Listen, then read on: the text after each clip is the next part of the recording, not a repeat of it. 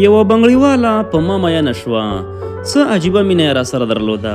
هر ځل به چې زموږ کور ته راتلله نو ما ته به یې د تحفې په توګه یو څه راوړل. کله کله به راتلله بېحده مینه یې راسره وه. هغې به ویل ما سره واده وکړه. زما به مسلسل انکار و. هغه بیا هم له خپلې نه په شا کېدله.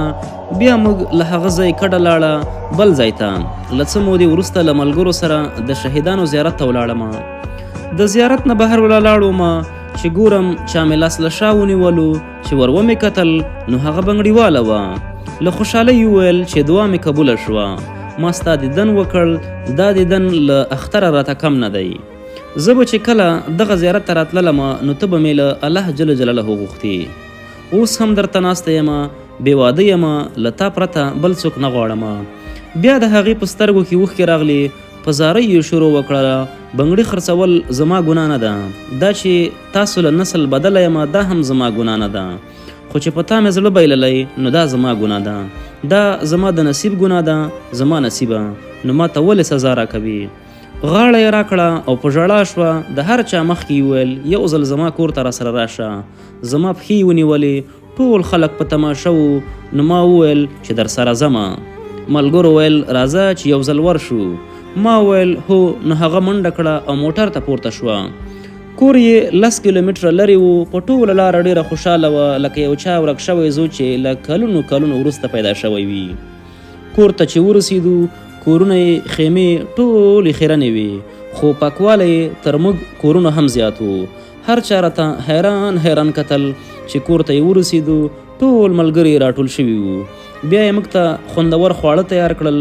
کورنۍ یې راته وویل چې دا نجلۍ هر وخت ستا د نوم صفت کوي، هر وخت یادوي. او بیا چې کله موږ بیرته راتګ پیل کړ نو د هغې له سترګو اوښکې نه ودرېدې. لاسونه یې راښکل کړل. ویل ستا ګناه نشته نصیبه، زه بنګړیواله په کور کې پیدا یم. پوهېږم تاسو پښتونولي تاسو ته اجازه نه درکوي ځکه پیغور درکوي. نو سخته ده چې موږ ټول دا بندونه مات کړو او بیا زه او ته سره یو ځای اوسو. ترې روان شوم. ما د موټر په شیشه کې کتل. هغې به تر هغه وخته سترګې نه لرې کولې چې زموږ موټر د هغې له نظره پناه شو. دا زموږ وروستی ملاقات و. بیا مې یو ورځ ملاقات ته زړه وشو نو کلي ته یې لاړم. کورنۍ یې راته وویل چې ستا له تګ وروسته سخته ناروغه شوه. خوراک څښاک خندا یې بنده کړې وه، مړه شوه. ما ورسره مینه نه درلوده، خو اوس مې هم هره ورځ یادېږي او هر کال د اختر په ورځ یې قبر ته ورځمه. ما د هغې سره د واده نیت درلوده، د دغې وجې نه چې ما ورسره مینه نه وه بلکې دغې وجې نه چې هغې راسره بېحده لیونۍ مینه کوله. دا زما ګناه نه وه، خو ګناه زموږ د جوړ کړو رواجونو پیغورونو چې زه به تر قیامته هم ترې نه خلاصېدم. ما ډېر وبښه بنګړیوالې.